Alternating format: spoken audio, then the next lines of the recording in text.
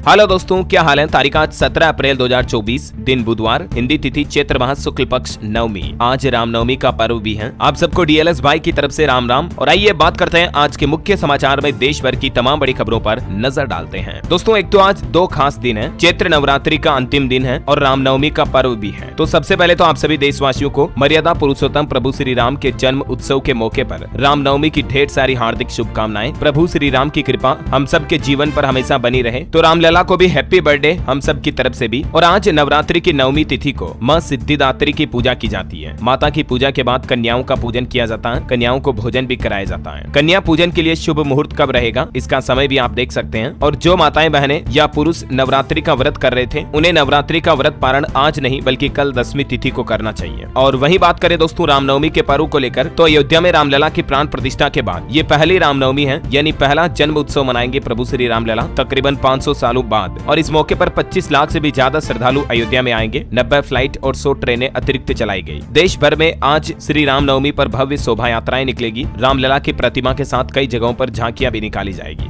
और अयोध्या में रामनवमी पर 3 मिनट तक रामलला का सूर्य तिलक भी किया जाएगा। राम मंदिर की तीसरी मंजिल से सूर्य की किरण रामलला के गर्भगृह तक आएगी और सूर्य की किरण से प्रभु श्री राम के ललाट पर तिलक की तरह रोशनी डाली जाएगी। 3 मिनट तक रामलला का सूर्य तिलक होगा। और ये पूरा सिस्टम बेंगलुरु की एक कंपनी ने डोनेट किया। तकरीबन 1.25 करोड़ का CBRI रुड़की ने इसे डिजाइन किया। और आज रामनवमी के मौके पर देश भर में सभी लोगों को अपने अपने घरों में दीपक जलाने चाहिए, क्योंकि रामलला का जन्मदिन जो है, आप सब भी अपने घर पर ही रामलला की आराधना पूजा अर्चना करें। राम मंदिर के मुख्य पुजारी की तरफ से पूजा का शुभ मुहूर्त और पूजन विधि भी बताई गई है। मैं आपको बता देता हूँ, शुभ मुहूर्त रहेगा सुबह 11:05 से दोपहर 1:30 बजे तक। तकरीबन 2.5 घंटे का एक ही शुभ मुहूर्त है ये। और रामलला की पूजन विधि क्या रहेगी, ये भी आप स्क्रीन पर देख सकते हैं। चलिए आगे बढ़ते हैं खबरों में। देखिए, रामनवमी के मौके पर आज 17 अप्रैल को देश भर के कई राज्यों में बैंक भी बंद रहने वाले हैं। भारतीय रिजर्व बैंक RBI की तरफ से बैंक हॉलिडे की लिस्ट जारी की गई, जिसमें आप देख सकते हैं गुजरात, महाराष्ट्र, मध्य प्रदेश, उड़ीसा, चंडीगढ़, आंध्र प्रदेश समेत अधिकतर राज्यों में आज बैंकों की छुट्टियां रहेगी। और वैसे छुट्टियों की बात हो रही है तो देखिए आप, पश्चिम बंगाल में भी इस बार रामनवमी पर पहली बार सरकारी छुट्टी घोषित की गई। बंगाल की मुख्यमंत्री ममता बनर्जी सरकार की तरफ से इस संबंध में अधिसूचना भी जारी की गई। आज रामनवमी पर सभी सरकारी कार्यालय और स्कूल कॉलेज भी बंद रहेंगे। हालांकि पश्चिम बंगाल के अलावा भी आज देश के कई राज्यों में छुट्टियां रहेगी। देखिए, बिहार में भी आज रामनवमी की छुट्टी घोषित की गई। पंजाब में भी छुट्टी का ऐलान किया है इसी रामनवमी के पर्व को देखते हुए। और छत्तीसगढ़ में देखिए आज रामनवमी पर मांस मटन की दुकानें वगैरह भी बंद रहेगी। देश के कई राज्यों में, यूपी वगैरह में भी प्रशासन ने फैसला लिया है। और वहीं देखिए कलकत्ता हाईकोर्ट ने हावड़ा में रामनवमी जुलूस की अनुमति दी और कहा कि यदि राज्य सरकार भीड़ को नियंत्रित नहीं कर सकती है तो केंद्रीय बलों की मांग करे। देश के राष्ट्रपति, उपराष्ट्रपति, प्रधानमंत्री समेत कई बड़े दिग्गज नेताओं ने रामनवमी की शुभकामनाएं भी दी। चलिए अगली बड़ी खबर देखिए। एक बड़ी अच्छी रिपोर्ट सामने आ रही है। साल 2028 तक 0.97% कम हो जाएगी बेरोजगारी दर। जी हाँ, ORF यानी कि ऑब्जर्वर रिसर्च फाउंडेशन की एक रिपोर्ट के मुताबिक देश की इकोनॉमी के $5 ट्रिलियन तक पहुंचने से रोजगार के अवसर बढ़ेंगे और इससे बेरोजगारी दर घटेगी। ORF का कहना कि अभी मौजूदा बेरोजगारी दर 4.47% से घटकर 3.68% पर रह जाएगी। और हिंदुस्तान के लिए एक और अच्छी खबर ये भी आ रही दोस्तों, लोकसभा चुनाव से पहले भारत पर IMF का भरोसा बढ़ा है। इस साल 6.8% ग्रोथ रेट रहने का अनुमान जताया है। भारत की तरक्की पर अब एक और इंटरनेशनल मुहर लग चुकी है। GDP ग्रोथ का अनुमान बढ़ाया IMF ने।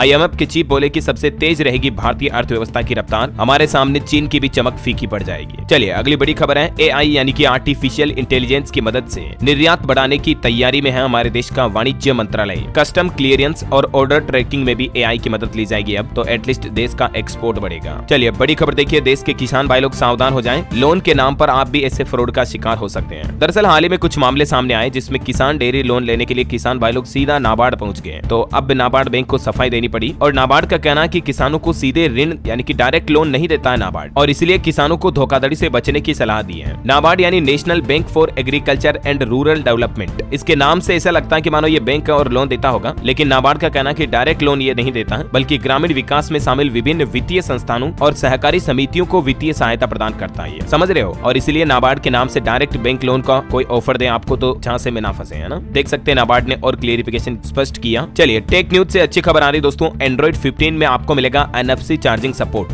गूगल बड़े अपडेट की तैयारी कर रहा है और आपका फोन चलाने का अंदाज ही बदल जाएगा। NFC यानी नियर फील्ड कम्युनिकेशन, एक तरह की वायरलेस चार्जिंग टेक्नोलॉजी से भी एडवांस टेक्नोलॉजी है ये। इसका अपडेट आपको एंड्रॉइड 15 में मिलेगा। चलिए अगली बड़ी खबर देखिए। सुप्रीम कोर्ट में EVM पर्चियों की क्रॉस चेकिंग पर सुनवाई हुई और इस सुनवाई में सुप्रीम कोर्ट ने चुनाव में छेड़छाड़ रोकने पर कुछ सुझाव भी मांगे और प्रशांत भूषण ने एक मांग भी की इस दौरान। दरअसल वीवीपैट वेरिफिकेशन के मामले की सुनवाई के दौरान प्रशांत भूषण बोले कि स्लिप बैलेट बॉक्स में डाली जाए। जर्मनी में भी यही नियम है। हालांकि सुप्रीम कोर्ट ने कहा कि वहां के एग्जाम्पल यहाँ नहीं चलते हैं, क्योंकि अभी इलेक्ट्रॉनिक वोटिंग मशीन EVM के और वीवीपैट के पर्चियों की 100% क्रॉस चेकिंग की मांग को लेकर सुप्रीम कोर्ट में याचिका लगाई थी हाल ही में, कुछ दिनों पहले, आपको पता होगा। तो इस पर सुप्रीम कोर्ट में फिलहाल ये सुनवाई हुई है। अब अगली सुनवाई 18 तारीख को होगी। देखते हैं क्या अपडेट आता है, जो भी मैं आपको बता दूंगा। और एक अच्छी खबर ये देखिए, अगर आपकी उम्र 1 अप्रैल तक भी 18 साल की पूरी हो चुकी है तो भी आप इस लोकसभा चुनाव में मतदान कर सकेंगे। चुनाव आयोग की तरफ से देश के युवा वोटर्स को बढ़ाने के लिए ये निर्देश जारी किए हैं। बस आपको नामांकन से पहले ऑनलाइन या ऑफलाइन वोटर लिस्ट में नाम जुड़ाने के लिए अप्लाई करना है और आप वोट डाल पाएंगे। चलिए बड़ी खबर देखिए। देश में मॉब लिंचिंग की घटनाएं रोकने के लिए आपने क्या किया? कन्हैया लाल के मामले में क्या हुआ? ये तीखे सवाल सुप्रीम कोर्ट ने देश की राज्य सरकारों से पूछे। सुप्रीम कोर्ट में मॉब लिंचिंग को लेकर सुनवाई हुई और कोर्ट ने कहा कि हिंदू मुसलमान से इन मामलों को नहीं जोड़ना चाहिए। सुप्रीम कोर्ट बोला मॉब लिंचिंग को धर्म से जोड़ना गलत है, ऐसे मामलों में सिलेक्टिव न हो। हालांकि याचिका में कन्हैया लाल मामले का जिक्र नहीं था, लेकिन फिर भी सुप्रीम कोर्ट ने उदाहरण दिया। चलिए बड़ी खबर आ रही है। बाबा रामदेव और बालकृष्ण आचार्य सार्वजनिक माफी के लिए तैयार हैं। इनके इस मामले की सुनवाई भी अब 23 अप्रैल को होगी। अगली सुनवाई सुप्रीम कोर्ट में भ्रामक विज्ञापन केस में। हालांकि पतंजलि ने सुप्रीम कोर्ट में एक बार फिर से माफी मांगी। रामदेव बोले कि काम के उत्साह में ऐसा हो गया, पता नहीं चला, लेकिन कोर्ट ने कहा कि आप इतने मासूम नहीं हैं। तो इस मामले पर फिलहाल अगली सुनवाई 23 अप्रैल को होगी। चलिए एक रिपोर्ट सामने आ रही। भारत में काम करने के लिए TCS कंपनी सबसे अच्छा वर्क प्लेस है। लिंक्डइन की तरफ से साल 2024 की बेस्ट कंपनियों की लिस्ट जारी की गई, जिसमें Tata consultancy service top number 1 पर रही। ये देख सकते हैं आप, भारत के 25 बेस्ट वर्क प्लेस कंपनीज कौन कौन सी है। सेकंड नंबर पर अमेजन, चौथे नंबर पर रिलायंस इंडस्ट्रीज भी है। चलिए बड़ी खबर देखिए दोस्तों। स्टॉक मार्केट में लगातार तीसरे दिन भी बड़ी गिरावट देखी गई। शेयर बाजार का सेंसेक्स 456 अंक गिरकर 72,943 पर बंद हुआ। निफ्टी में भी 124 अंक की गिरावट देखी गई। तीसरे दिन तो मानो हाहाकार समझ गया। तकरीबन 8 लाख करोड़ रुपए निवेशकों के डूबे 3 दिन में शेयर मार्केट में। इसके पीछे एक बड़ी वजह ये भी है, आजकल जो ईरान इजराइल के बीच युद्ध चल रहा है, और भी कुछ कारण आप देख सकते हैं। वैसे एक खबर ये आ रही कि ईरान और इजराइल अब लड़ाई बढ़ाने के पक्ष में नहीं है। इजराइल ने 18,000 भारतीयों की सुरक्षा की गारंटी भी दी भारत सरकार को, जो कि हमारे भारतीय इजराइल में रहते हैं उनके लिए। हालांकि एक खबर ये आ रही कि ईरान पर स्ट्राइक करेगा इजराइल। दावा किया जा रहा कि ये हमला घातक नहीं होगा, लेकिन अमेरिका को भी इसकी जानकारी नहीं दी जाएगी, क्योंकि हाल ही में ईरान ने हमला किया था, तो अब इजराइल भी वापस जवाबी कार्रवाई करेगा। और इसी अंतर्राष्ट्रीय तनाव के बीच देखिए भारतीय रुपया भी ऑल टाइम लो पर पहुंचा। डॉलर के मुकाबले 9 पैसे गिरकर 83.53 पर आया। इससे विदेशी चीजें खरीदना महंगा होगा। सोने चांदी की कीमतें भी ऑल टाइम हाई पर पहुंच चुकी हैं। 10 ग्राम की कीमत अभी 73,302 रुपए प्रति तोला तक पहुंच चुकी है। ईरान इजराइल टकराव के चलते 16 दिन में सोने के दाम में 4,639 रुपए की बढ़ोतरी हुई। इसी साल अब तक लगभग 10,000 रुपए तक सोना महंगा हो चुका है 2024-24 में। चांदी की बात करें तो चांदी में 180 रुपए की बढ़ोतरी के बाद अभी 83,632 रुपए प्रति किलो चांदी का भाव चल रहा है। और निवेशकों के लिए भी एक अपडेट आ रहा दोस्तों। 23 अप्रैल को खुलेगा JNK इंडिया का IPO, जो कि 25 अप्रैल को बंद होगा, है ना। और वैसे स्टॉक मार्केट की बात हो ही रही है, तो दोस्तों काफी लोग फ्यूचर्स एंड ऑप्शंस में ट्रेड करना चाहते हैं, लेकिन मार्केट अपने आप में इतनी कॉम्प्लिकेटेड है कि बिगनर्स को तो पता ही नहीं चलता कि कैसे और कहां से स्टार्ट करें, राइट। तो यही प्रॉब्लम सोल्व करने के लिए एक बहुत ही शानदार ऐप मैंने डिस्कवर की है, जिसका नाम है मार्केट वुल्फ। ये ऐप ऐसे इजी वे में डिजाइन्ड है कि आप फ्यूचर और ऑप्शंस में आसानी से ट्रेड कर सकते हैं। तो चलिए मैं आपको एक ट्रेड वीडियो बताता हूं, जो कि मैंने मार्केट वुल्फ पर प्लेस की थी। मार्केट वुल्फ का best way to trade feature मेरा फेवरेट है, इजी और फास्ट ऑप्शंस ट्रेडिंग के लिए।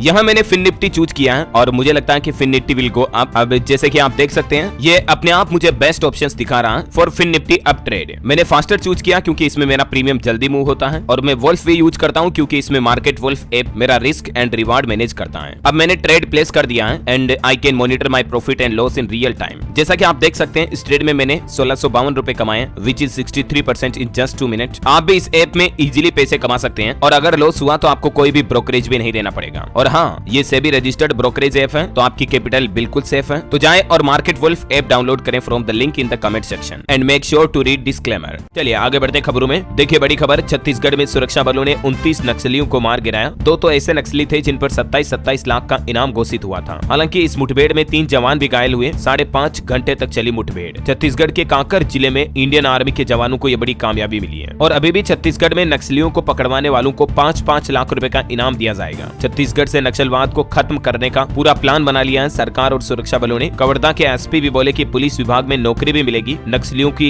जानकारी देने वालों को, और इसके लिए हेल्पलाइन नंबर भी जारी किया गया। देख सकते हैं आप, सूचना देने के लिए आप इस हेल्पलाइन नंबर पर संपर्क कर सकते हैं। ओके, और वहीं देखिए बड़ी खबर, बॉलीवुड एक्टर सलमान खान के घर पर फायरिंग के आरोपी गिरफ्तार हुए, उन्हें रिमांड पर लिया गया। वे उन्हीं के फार्म हाउस के पास ही ठहरे थे। और देखिए इस घटना के बाद सलमान खान से मिलने महाराष्ट्र के मुख्यमंत्री खुद भी उनके घर पहुंचे, तस्वीरें आप देख सकते हैं। और चलिए अगली बड़ी खबर देखिए। देश की वित्त मंत्री निर्मला सीतारमण का कहना कि कांग्रेस नेताओं ने ओपीएस लागू करने से मना किया था। वित्त मंत्री बोली कि जनता को गुमराह करने में कांग्रेस माहिर है। राजस्थान के अशोक गहलोत ने ईआरसीपी में रुकावट डाली। वैसे राजस्थान में एक शानदार फैसला लिया सरकार ने। देखिए अब रिटायर्ड सैनिकों को बनाया जाएगा सरकारी टीचर। शिक्षा मंत्री मदन दिलावर की तरफ से ये बड़ी घोषणा की गई है, यानी राजस्थान में अब पूर्व सैनिकों को बीएड का दर्जा मिलेगा। शिक्षा मंत्री बोले कि वीरांगनाओं और आश्रितों को अनुकंपा नौकरी भी दी जाएगी। जो विधवा महिलाएं होंगी, सैनिकों की मृत्यु होने पर उनकी पत्नी या आश्रित परिवार वालों को सरकारी नौकरी भी देगी अब राजस्थान सरकार, और इसके लिए उन्हें अलग से आरक्षण भी दिया जाएगा। बीएड डिग्री धारकों के समकक्ष दर्जा भी मिलेगा। वैसे राजस्थान के शिक्षा मंत्री का एक बयान देखिए, उन्होंने कहा कि कोवा को कागला पढ़ेंगे अब छात्र। वो बोले कि स्कूल सिलेबस में स्थानीय भाषा को जोड़ा जाएगा। अभी 30 लैंग्वेज पर सर्वे भी चल रहा है, और इसीलिए उन्होंने ये उदाहरण भी दिया कोवा वाला। आपका क्या कहना है इस पर कमेंट करके बताइएगा। और फिलहाल देखिए आप अगली बड़ी खबर, दिल्ली की आम आदमी पार्टी ने जारी की स्टार प्रचारकों की लिस्ट। सीएम केजरीवाल की पत्नी सुनीता केजरीवाल को भी बड़ी जिम्मेदारी दी गई। गुजरात लोकसभा चुनाव में पार्टी के लिए चुनाव प्रचार करेगी सुनीता केजरीवाल। हरियाणा में भी देखिए आम आदमी पार्टी ने लॉन्च किया जुल्म का जवाब वोट से कैंपेन, बीजेपी पर हमला भी बोला। और खबर आ रही कि दिल्ली के एलजी ने अरविंद केजरीवाल को एक ओपन लेटर लिखा। उसमें कहा कि आपके मंत्री अपनी गलती के लिए अधिकारियों को दोषी ठहरा रहे हैं। इधर देखिए तिहाड़ जेल में बंद दिल्ली के सीएम केजरीवाल भी बोले कि मैं आतंकवादी नहीं हूँ। उनकी लिखी एक चिट्ठी को संजय सिंह ने पढ़ते हुए कहा कि पीएम मोदी के मन में बदले की भावना है। वैसे आपको बता दूं, दिल्ली शराब नीति केस में ईडी ने 17वीं गिरफ्तारी और कर ली है। गोवा चुनाव में आम आदमी पार्टी का फंड मैनेज करने वाला भी पकड़ा गया। रिश्वत के 45 करोड़ रुपए इलेक्शन में इस्तेमाल किए गए थे। चलिए अगली बड़ी खबर आ रही है, संविधान बनाने वाले 80 से 90% लोग सनातनी थे। बाबा अम्बेडकर का जिक्र करते हुए पीएम मोदी ने कांग्रेस और आरजेडी पर वार किया। आजकल आपको पता होगा लोकसभा चुनाव 2024 के चुनाव प्रचार का भारी माहौल चल रहा है, और पीएम मोदी पश्चिम बंगाल के बालूर घाट में पहुंचे। यहाँ उन्होंने ममता बनर्जी और टीएमसी पर भी निशाना साधा। उन्होंने कहा कि टीएमसी ने बंगाल को घुसपैठियों और गुंडों को पट्टे पर दिया। कांग्रेस ने अपनी चुनावी कैंडिडेट की 16वीं लिस्ट भी जारी की। झारखंड से भी 3 नाम घोषित हुए।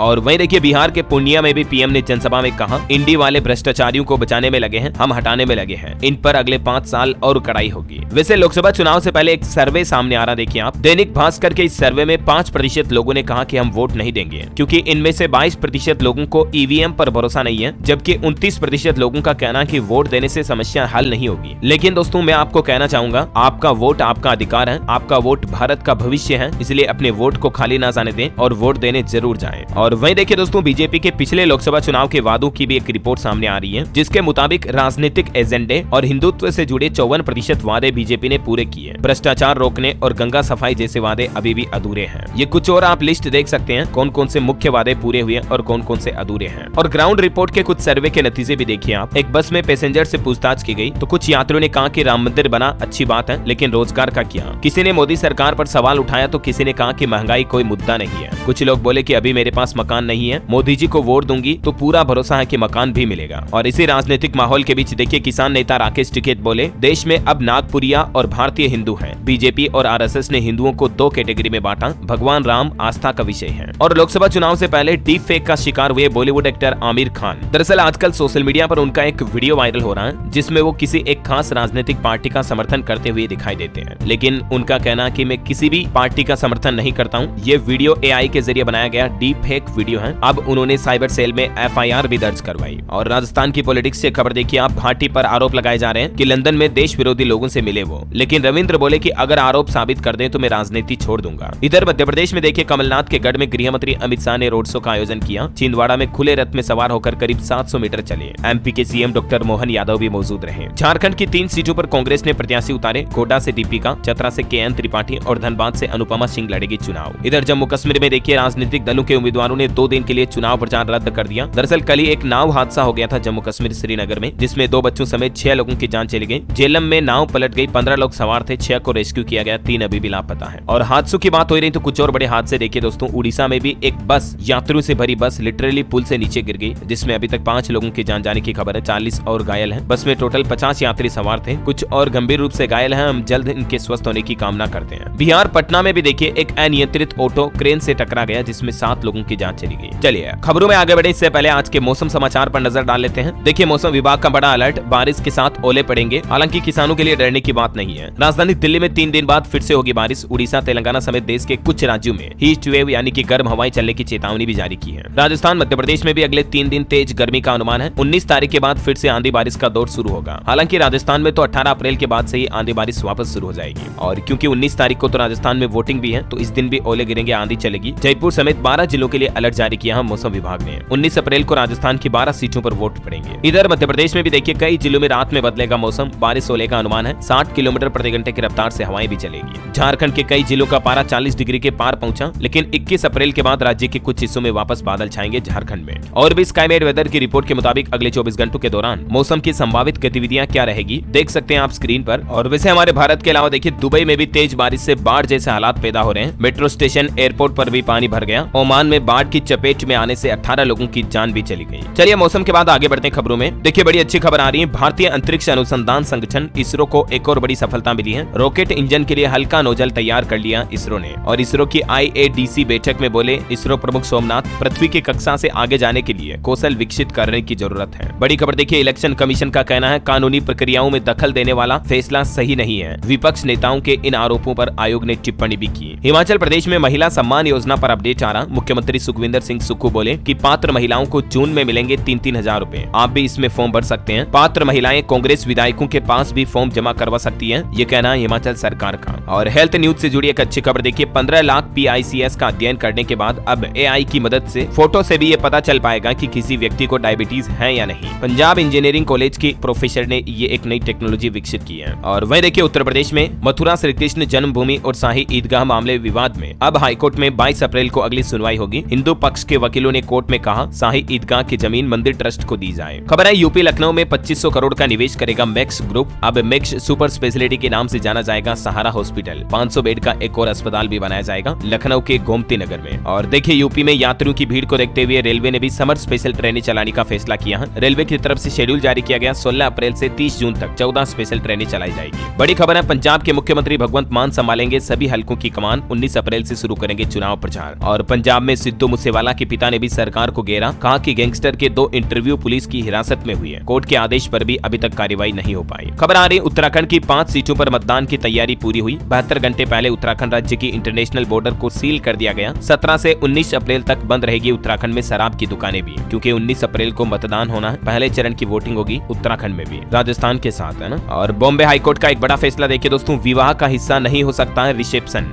जहां शादी की वहीं तलाक लें। बॉम्बे हाईकोर्ट की तरफ से तलाक विवाद से जुड़े एक मामले में ये बेहद अहम फैसला दिया गया। कोर्ट ने कहा कि शादी के रिसेप्शन को विवाह का हिस्सा नहीं माना जा सकता है। इसके साथ ही कोर्ट ने यह भी कहा कि विवाह के बाद किसी दूसरे स्थान पर दंपति का रिसेप्शन संबंधित पारिवारिक न्यायालय को पति पत्नी के बीच वैवाहिक विवादों को तय करने का अधिकार क्षेत्र नहीं प्रदान कर सकता है। मतलब जहां शादी हुई वहीं कोर्ट में पति पत्नी की सुनवाई हो सकती है। ऐसा वैसे कल बॉम्बे हाईकोर्ट ने एक और फैसला सुनाया था। सोने का अधिकार बुनियादी जरूरत है, क्योंकि एक ईडी ने सीनियर सिटीजन से आधी रात से लेकर 3:30 बजे तक पूछताछ की। और इसी पूछताछ के बाद अब ईडी को हाईकोर्ट की तरफ से एक नोटिस भी भेजा गया, जिसमें हाईकोर्ट ने कहा कि रात भर पूछताछ नहीं कर सकते हैं, क्योंकि व्यक्ति का नींद लेना उसका मानवीय अधिकार है। ईडी को फटकार भी लगाई हाईकोर्ट ने। प्रधानमंत्री नरेंद्र मोदी के खिलाफ भी हाईकोर्ट में एक याचिका लगाई गई। उस याचिका में इन पर 6 साल प्रतिबंध लगाने की मांग की गई, क्योंकि इन पर आरोप है कि धार्मिक स्थलों के नाम पर वोट मांगे जा रहे हैं। और वैसे हाईकोर्ट की बात हो रही है तो कुछ और अपडेट देखिए आप। मध्य प्रदेश हाईकोर्ट का कहना है कि पत्नी अगर आधुनिक जीवन जी रही है तो भी गुजारा भत्ता देना होगा। इस वजह से गुजारा भत्ता देने से इनकार नहीं कर सकता पति। हाईकोर्ट ने अपने आदेश में फैसले में ये साफ कर दिया, देख सकते हैं आप। वहीं उत्तर प्रदेश में इलाहाबाद हाईकोर्ट का नाम बदलकर उत्तर प्रदेश हाईकोर्ट करने को लेकर भी हाईकोर्ट में ही एक अपील दायर की गई। देखते हैं इस पर क्या फैसला आता है। और इधर देखिए रामनवमी शोभा यात्रा पर पश्चिम बंगाल सरकार ने आपत्ति जताई, तो कलकत्ता हाईकोर्ट ने फटकार लगाते हुए कहा कि 200 लोगों को नहीं संभाल सकते तो फिर कहने को कुछ नहीं है। और यूपी में प्राइमरी स्कूल के 72,825 ट्रेनी टीचर भर्ती को लेकर भी 13 साल बाद काउंसलिंग का नहीं दिया जा सकता आदेश। हाईकोर्ट ने सुनवाई करते हुए ये फैसला सुनाया। चलिए खबर है बोर्ड एग्जाम पर अपडेट आ रहा। कक्षा 10वीं और 12वीं में फेल होने वाले छात्रों की अब नहीं रुकेगी पढ़ाई, फिर से उन्हें दाखिला यानी कि एडमिशन मिल पाएगा। शिक्षा मंत्रालय की तरफ से 10वीं 12वीं के कमजोर स्टूडेंट के लिए ये नई पहल शुरू की है। नियमित छात्र के रूप में उन्हें वापस दाखिला मिलेगा और जल्द ही इस संबंध में दिशा निर्देश भी जारी किए जाएंगे। चलिए बड़ी खबर देखिए, बीमा निगम की आपत्ति हुई खारिज। अब LIC को करना होगा 20 लाख रुपए का भुगतान, 50,000 का हर्जाना भी लगेगा। एक ऐसे ही केस की सुनवाई करते हुए LIC पर कोर्ट ने ये फैसला सुनाया, देख सकते हैं आप केस की डिटेल भी। और खबर है मध्य प्रदेश में पहली बार एक साथ 18 मेडिकल कॉलेजों में नए डीन की नियुक्ति की गई। अब कमिश्नर नहीं होंगे ईसी अध्यक्ष। बच्चों के लिए एक और अच्छी खबर आ रही है। अब इंटर के बच्चे हाईटेक विज्ञान और माइक्रो स्केल किट से क्लासरूम में करेंगे प्रैक्टिकल पढ़ाई। अब इंटर के बच्चे भी आधुनिक विज्ञान माइक्रो स्केल किट एजुकेशन ले पाएंगे। यूपी में ये नई पहल शुरू की जा रही है शिक्षा विभाग की तरफ से। चलिए खबर है, जोमेटो एक नई सुविधा लेकर आया। बड़े ऑर्डर करना अब आसान होगा। दरअसल जोमेटो की तरफ से लार्ज ऑर्डर फ्लीट करके एक नया फीचर लॉन्च किया गया और इसके तहत आप एक साथ 50 लोगों का खाना भी ऑर्डर कर सकते हैं। चलिए खबर देखिए, ड्रोन लाइसेंसिंग को अब आसान बनाएगी सरकार। इसके इस्तेमाल के लिए कुछ नए नियम बनाने का काम भी शुरू हो चुका है और सरकार का प्लान है कि औद्योगिक और आम नागरिक ड्रोन के लिए अलग अलग पॉलिसी पर काम कर रही है गवर्नमेंट। इससे इंडस्ट्री को फायदा होगा। वही देखिए दोस्तों, देश में बढ़ रहे फ्रॉड को देखते हुए अब सरकार का नया प्लान, स्कैमर्स की अब खेर नहीं, 100 दिनों का एक्शन प्लान तैयार किया है सरकार ने। अब देश भर में एक कॉलर आईडी सिस्टम लागू किया जाएगा जिससे फेक कॉल करने वालों की पहचान की जा सकेगी और इन्हें ब्लॉक भी किया जा सकेगा। इस नए सिस्टम पर काम कर रही है सरकार ताकि फर्जी कॉल से लोगों को धोखाधड़ी झांसे में ना ले सके। और वही खबर देखिए, पंजाब सरकार को हाईकोर्ट ने फटकार लगाई और कहा कि जेलों को कैसे सुरक्षित रखा जाता है, हरियाणा से सीखे पंजाब सरकार। मकान मालिक किराएदार को लेकर भी एक बड़ा फैसला सामने आ रहा। नियम न मानने पर जेल की सजा भी हो सकती है। दरअसल उत्तर प्रदेश में आदेश जारी किया गया, 5 दिन के अंदर अंदर अगर मकान मालिकों ने किराएदारों का सत्यापन नहीं कराया तो उन्हें जेल की हवा भी खानी पड़ सकती है। फिलहाल यूपी नोएडा में प्रशासन की तरफ से ये सख्त निर्देश जारी किया है, देख सकते हैं आप डिटेल भी। ओके, और कुछ एजुकेशनल खबरें देखिए दोस्तों। यूपीएससी का रिजल्ट जारी हुआ और इसमें उत्तर प्रदेश लखनऊ के Aditya Srivastava all India topper रहे। टोटल 1016 कैंडिडेट सेलेक्ट हुए। टॉप 5 रैंक में आने वाले 3 कैंडिडेट पहले से ही आईपीएस अफसर भी है। यूपीएससी 2023 एग्जाम के ये नतीजे जारी हुए। इनमें से 37 सफल अभ्यर्थी भारतीय विदेश सेवा में शामिल होंगे। और ये देखिए, लखनऊ के आदित्य ने यूपीएससी में टॉपर किया। इन्होंने आईआईटी कानपुर से ग्रेजुएशन की थी। पिछली बार आईपीएस में सिलेक्शन हुआ था। इनकी मां बोली कि मेरा बेटा बचपन से ही एक्स्ट्रा ऑर्डिनरी है। अपने दोस्तों के साथ जश्न मनाते आदित्य की तस्वीरें भी आप देख सकते हैं। वैसे टॉप 10 इंडिया रैंकिंग में 6 महिलाएं शामिल हैं। लड़कियां ज्यादा होशियार है, मतलब लड़कियों को मोटिवेशन देने वाली एक और खबर देखिए। 23 साल की उम्र में यूपीएससी क्लियर की, अब बनेगी आईपीएस। मध्य प्रदेश के धार जिले की रहने वाली है ये माही। इनको 106वीं रैंक मिली है। सोशल मीडिया, फेसबुक, इंस्टाग्राम से भी दूरी बनाए रखी थी, तब जाकर इतनी सफलता हासिल हुई। वाकई में माही को मेनी कांग्रेट्स, है ना। और वहीं दोस्तों, नीट पीजी के लिए भी प्रवेश परीक्षा के लिए रजिस्ट्रेशन शुरू हो चुके हैं। एनबीएमएस की तरफ से सूचना बुलेटिन भी जारी किया गया। चलिए एजुकेशन के बाद खेल समाचार पर अपडेट देखिए। बटलर की सेंचुरी से राजस्थान ने 224 रन चेज किए। कोलकाता को 2 विकेट से हराया। काम न आया नरेन का शतक। और बड़ी खबर देखिए, आर्थिक तंगहाली में भी पाकिस्तान ने बढ़ाए परमाणु हथियार। हमारे पड़ोसी देश को लेकर एक रिपोर्ट सामने आ रही है। अमेरिकी अधिकारी ने खुलासा किया कि भारत से विवाद के बीच पाकिस्तान ने अपने न्यूक्लियर वेपन्स को मॉडर्नाइज किया, क्योंकि पाकिस्तान को डर है कि कहीं भारत किसी दिन उसे मिटा ना दे। अभी महंगाई भी बहुत ज्यादा चल रही। पाकिस्तान में पेट्रोल का रेट 293 रुपए प्रति लीटर तक बिक रहा है और ईरान इजराइल टकराव की वजह से 16 दिन में 13 रुपए तक कीमतें बढ़ी। और चलिए अगली एक रिपोर्ट सामने आ रही है। हमारे भारत में सरकार ने फिक्स्ड डिपॉजिट यानी कि एफडी से अर्जित ब्याज पर वरिष्ठ नागरिकों से एकत्र किए 27,000 करोड़ रुपए। मतलब सिर्फ सीनियर सिटीजन की एफडी का टैक्स बन गया 27,000 करोड़। तो देखिए सरकार की कमाई। और स्पेस साइंस से एक बड़ी खबर देखिए, वैज्ञानिकों को मिला तारकीय ब्लैक होल। जब इसकी पड़ताल की तो जांच में पता चला कि ये हमारी मिल्की वे गैलेक्सी का सबसे बड़ा ब्लैक होल है।